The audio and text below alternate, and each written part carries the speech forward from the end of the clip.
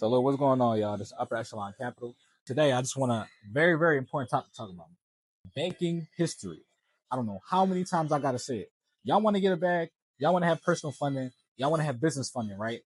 You got to be able to open a bank account. It's that simple, all right? So we're going to talk about it, man. I want everybody to like, subscribe, hit the notification bell because I got a lot more content dropping for you guys, right?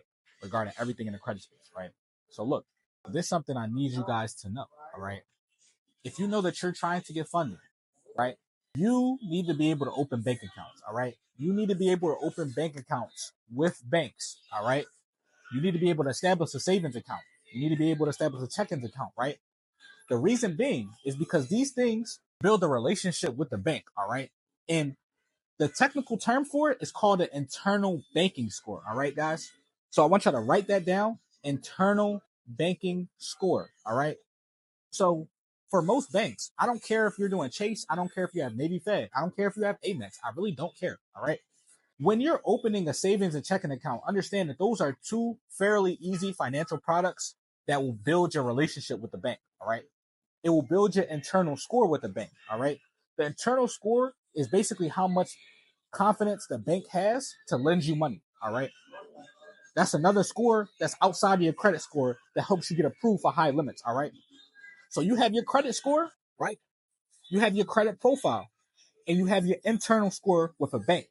These three things help circulate your approval. All right. So I'm gonna go over it. First, you have your credit score. All right. So if you know you have a good credit score, you're over 700 plus, you don't have no derogatory, you already off to a good start. All right. The second thing is your credit profile. Your credit profile need to have a few primary accounts. All right. It needs to have some things on there showing that, all right, you have, a line of credit here. You have a line of credit there. All right. That's in your name. You feel me? Like you got to have some active accounts so they know that you're a person. You know what I'm saying? That has active account. You feel me? So easy way to go ahead and do this is so many websites these days that are called credit building websites. All right. And you can go on these websites and you can literally make an account and they'll give you a line of credit just for making an account with them. And generally speaking, they only allow you to spend a few dollars, but they'll give you $1,000, $2,000, $5,000 line of credit that reports your credit. So this way, you're not spending too much on that line of credit. You have a low utilization, and it's also showing that you're responsible with your money, right? So let me give y'all some credit building websites, right? They're called primary trade line websites, all right? You got Atlas. Atlas is a credit card. They're going to give you anywhere between 1,000 to 5,000, right? No credit check, all right? No credit check, all right? All these are no credit check. You have Revolve by Credit Strong, all right? It's another credit card. It's going to report anywhere between 1,000 and 3,000, right? You got Tomo Boost, all right? Another credit card, right? That's going to report anywhere between 1,000 and 30,000, just depending on what bills you got and what your banking activity look like, how many deposits you're getting, what subscriptions you got, stuff like that, all right? And you got Ava credit card, Ava Finance. They're going to give you anywhere between 1,500 to 2,500, no credit, all right? So you add these type of accounts. Now your credit profile is looking good, all right? So we talked about credit score, all right? You want to be over 700, no derogatories. We talked about credit profile, all right? Talked about credit profile, right? You want to have some accounts. And the last thing we want to talk about is internal score, all right? So this is pulling me back to the whole banking history part, okay? You need to be able to open a checking and savings account with a bank because those are two products that show that you already have a relationship with them, all right? So when you want to apply for a credit card, when you want to apply for an auto loan, when you want to apply for a mortgage, when you want to apply for these higher tier products with this bank, they can find you easily in their system because you already got accounts with them. You feel me?